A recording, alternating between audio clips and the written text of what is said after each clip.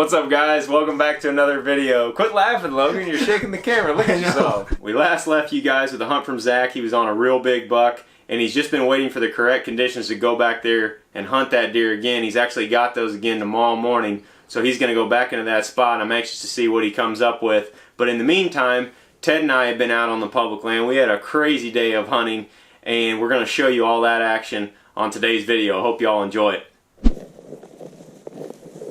What's up, guys? It's the second day of Iowa's archery season.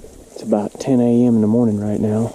I got my laptop with me, and I'm going in here to pull some cards on a trail camera that I set up about a month ago. Walking in, I've already seen some fresh rubs, a bunch of fresh tracks and scrapes and stuff out in the field. I'm looking for a particular buck in this area. There's a really big 9-pointer that if y'all watched the video journals last fall, you'll remember came in on me and Corndog in the middle of the rut and almost got a shot at him. I've got a trail camera back in here, kind of along a scrape line exiting his bedding area that he used last October and the October before that and the October before that. So I'm hoping that he's on this thing. If he is, we're going to adjust our tactics and then come in this evening and try to set up on him. Alright guys, it doesn't look like this deer is on this camera in the last month and a half, which confirms a variety of things for me. I had it set up overlooking these trails leading down into this real good bedding area, and as you can see from some of these videos, a few of those bucks are heading straight back into the bedding area in the morning, but I don't have any videos of him. So what I'm going to do is I'm going to flip sides. I'm going to head about a half a mile away to the back side of this property, and I'm going to hunt a different bedding area this evening. So I'm going to copy this card quick, get it back in the camera, and then roll out of here. I'm not going to move this camera, though, because at any point in the next few weeks, as things start to change throughout October, he could move into that bedding area. And then if we start picking him up right here, we know to hunt it.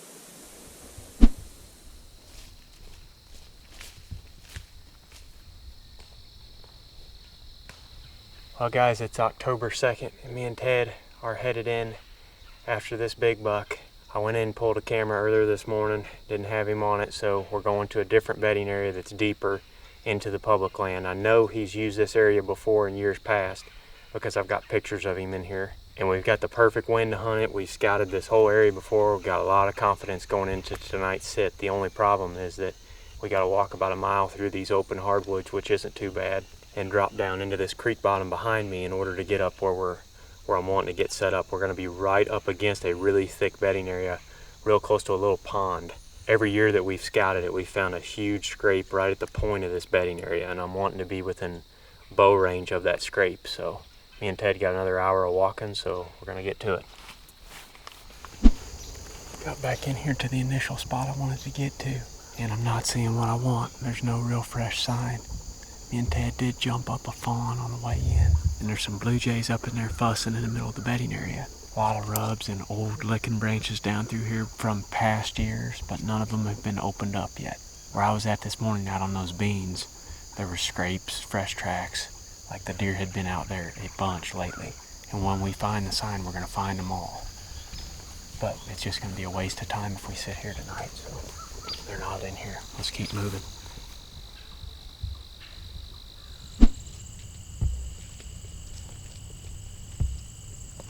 They just tore this all up. Look down here. It's all these fresh tracks and stuff.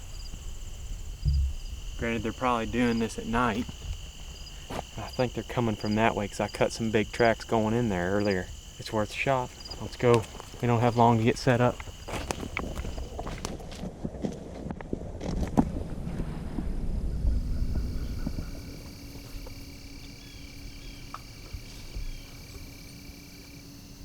Well, it's 6:03 and me and Ted are finally set up. We ended up walking like 2.5, 3 miles with stands on our backs, and we bounced from bedding area to bedding area looking for some kind of fresh sign. And those are all bedding areas that we've hit so far today that big deer has used in the past. We just did not see the sign. So we pulled out completely, we circled back around. This is the same bean field that I was in this morning when I actually walked through the middle of this field and went back in these woods to check my camera. And the only sign to speak of that we found today is up around this bean field. I mean, there's fresh tracks all through it. I'm not seeing any boot tracks out on this field. It's possible that there hasn't been any hunting pressure in here in a couple of weeks and that most of the deer are still bedded up here pretty close to the beans. There's different bedding areas in and around this field, and usually they get burned up because this place gets hammered. There's always hunters on this field, but all that real secure bedding, the stuff that's remote that nobody ever goes into, we checked it today and they're not in there. At least I don't think they are, because I didn't see the sign. We're going to hunt the freshest sign that we found this evening, and it's right here. We're in this little bitty toothpick tree, only about 8 feet off the ground. The good thing is we can see a long ways, so if he steps out on these beans tonight, we ought to at least catch a glimpse of him.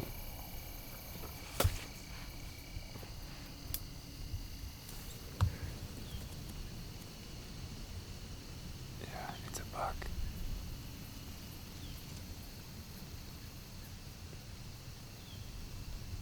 2-year-old.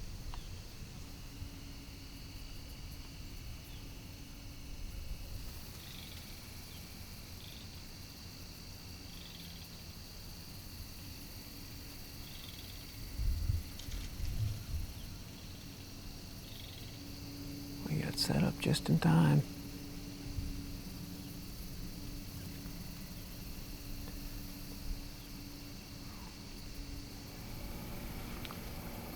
Looking hard. Well, after all the shenanigans today, we managed to get set up and we're actually seeing deer. It's about 6:30 now, and I just saw another buck, actually 2 bucks, another decent buck and a small buck head out across the middle of this field. There's another one. That's 3 bucks, 2 little guys. I think we've seen 5 bucks and 5 or 6 does so far. Oh, there's more deer coming out. See them? Mm-hmm. More does, I believe. Another doe and fawn, potentially.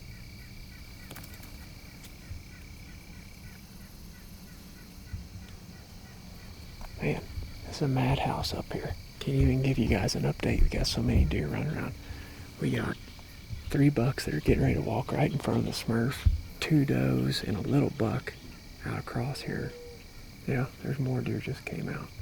And we've got 10 or 11 deer right here in the field corner in front of us.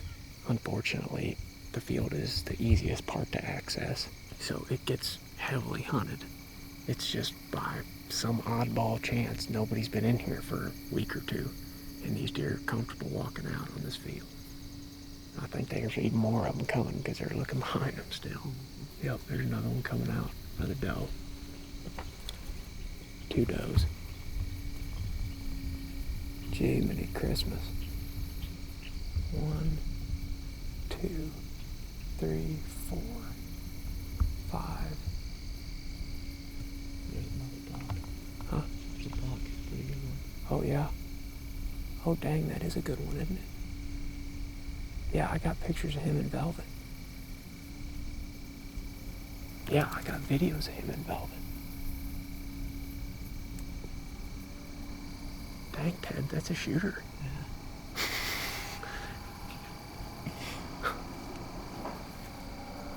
What the heck, dude? What's going on? Oh, he's seen something back there.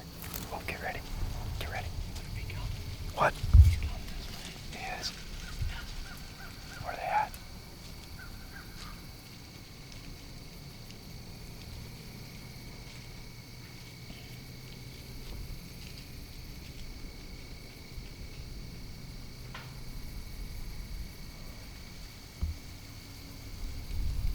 Is that him?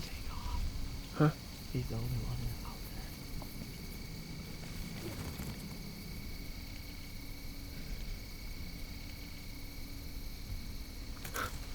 What in the world? I don't know what could have spooked him like that.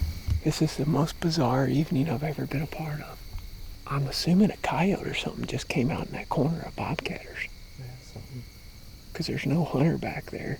At least, I mean, there's nobody parked out on the road. They just ran in right here. They're standing in there 75 yards away. I don't think they ran off very far. Oh, there's another deer. They popped back out. See it? sure that's all it was. This is ridiculous.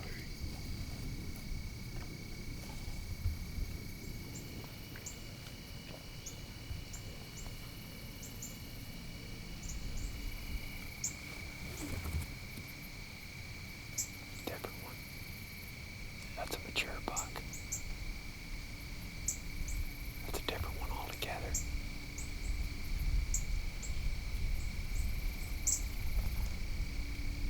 Just had another buck come out. Looks like a mature buck.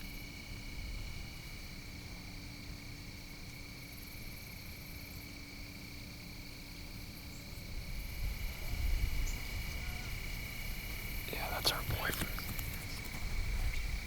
Yeah, that's our boy from earlier.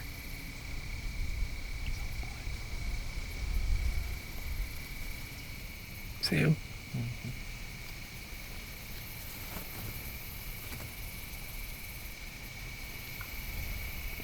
Well, it's about the end of legal, and me and Ted are about to climb down. We just had another 4 or 5 does and fawns come out of this corner right here by us. I mean, it's you rarely see us sitting on these fields like this because this is an anomaly for sure. With it being early in the season like this, these deer may not have experienced any pressure.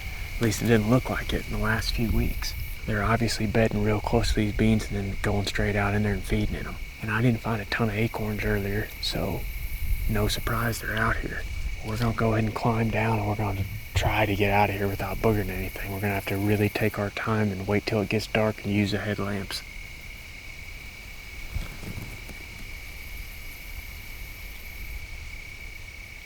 Well, Ted and I managed to make it out of there without bumping any deer out of that field. We just climbed down at dark and then used the headlamps to skirt around the edge of the field. They were probably 250, 300 yards away out in the beans, and we didn't hear anything take off, hear anything blow, so I'm assuming that we didn't mess anything up. The plan moving forward, we're either going to go right back to that same spot again, or there's several others that I've been wanting to scout and get to. So in the next few days, that's probably what we're going to be doing. But the one thing we're noticing right now in our area, there's not a ton of acorns, which is much different than last year. And these deer are in concentrated pockets, as you saw from tonight's hunt out on the beans, and Zach is finding the same thing just down the road with that alfalfa field. When we have a heavy acorn crop in our part of the country, it seems to spread these bucks out a little bit, and it doesn't seem like that's the case this year. Ted and I walked like 2 miles through the woods and didn't hardly find a fresh rub, and then you get up on that bean field and there's 40 deer in it, you know. So all the deer are concentrated into these pockets wherever there's no pressure. Right now it's early in the season, it's been pretty warm. Very few people are hitting the woods because of the quote-unquote October lull. I don't know, but we're out there and we're seeing deer, so pretty optimistic for these next few hunts.